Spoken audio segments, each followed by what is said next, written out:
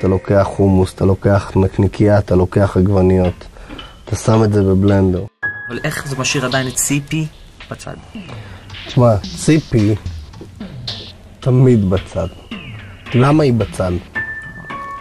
למה ציפי יודעת שהצד זה הצד היפה שלה.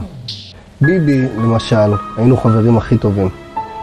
הוא, יאיר וציפי, היה להם חבורה.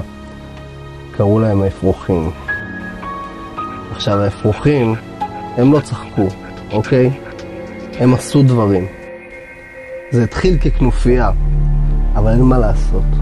ציפי, במקור שלה, יש לה מקור, אני לא יודע, היא יוציאה אותו בכבר בטוח. היא התחילה כציפור. אחרי שאתה הופך מציפור לבן אדם, שאתה יודע מה זה חופש אמיתי כבר. שאתה עובר את הטרנספורמציה. אתה עובר את הטרנספורמציה בין ציפור לבן אדם. הניתוח גם מורכב. ליברמן, כל פעם שהוא היה רואה משקה, גלינג, גלינג, גלינג, גלינג, גלינג. שר לפה שלו.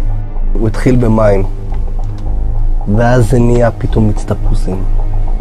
פתאום הוא שתה קצת מיץ תפוחים קצת. תגיד, זה כאן אמיתי?